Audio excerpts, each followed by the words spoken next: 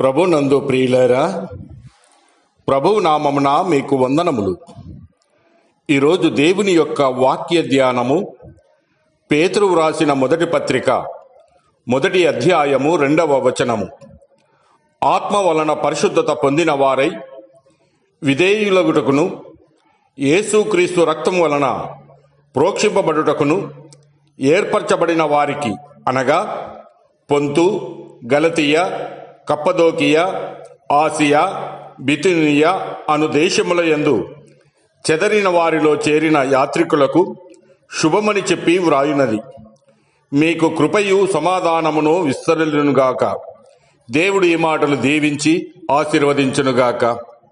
గమనించండి ప్రియులారా, పేతురు జాలరిగా ఉండగా ప్రభు తన విశేషమైన పని నిమిత్తము ఏర్పరచుకొని తర్పీదునిచ్చి తన చేతిలోని పాత్రగా ఉపయోగించుకున్నాడు.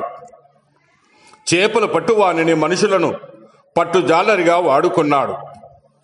పనిలో నిమగ్నమై అనుభవం సంపాదించిన పేతురు ప్రభు పనిలో కూడా అదే విధముగా వాడబడ్డాడు. అనుమానము, సందేహము, తొందర కలిగిన పేతురు స్థిరమైన, నాణ్యమైన, నిలిచే సేవ చేశాడు. సంతాపపడి ఏడ్చిన పేతురు ప్రభు పనిలో శ్రమలలో నిబ్బరము, ధైర్యము, ఓర్పు కలిగి ప్రయాసపడ్డాడు.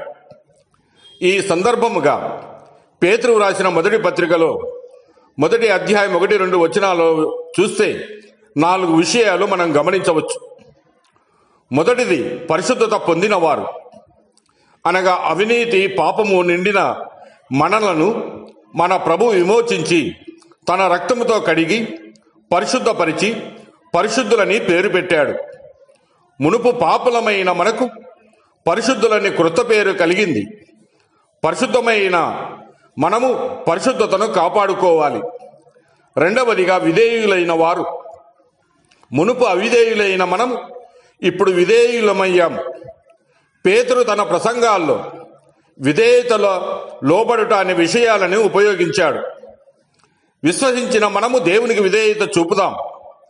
దేవుడు విధేయులైన వారికి అనుగ్రహించిన పరిశుద్ధాత్మ మనలను ప్రభువుకు విధేయులుగా ఉండాలని మనల్ని ఒప్పిస్తాడు. మూడవదిగా, ఏర్పరచబడిన వారం.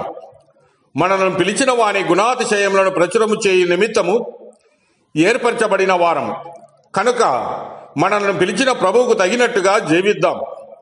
ఆయనను ప్రచురం చేద్దాం, ప్రకటిద్దాం. నాలుగవది, యాత్రికులం. మనం ఈ లోకములో యాత్రికుల వలె ఉండగా మనము చేరవలసిన గమ్యస్థానము పరలోకము చేరుటకు జాగ్రత్త కలిగి ఉందాము. ప్రయాణాల్లో జాగ్రత్త, మెలకువ అవసరము. పునాదులు గల పరలోక పట్టణము కోసము ఎదురు చూస్తూ సాగిపోదాం. ప్రియులారా, మనకు ముందు ఉండిన భక్తులు నడిచిన మంచి మార్గములో సాగిపోదాం. మన ప్రభువుకు తగినట్టుగా జీవిద్దాం. సహోదర ప్రేమ కలిగి సత్యమునకు విధేయులమై మనుషులను పవిత్రపరచుకొనుచు కృప పొంది సమాధానముతో జీవిందాము. దేవుడు మిమ్మల్ని దీవించి ఆశీర్వదించునుగాక.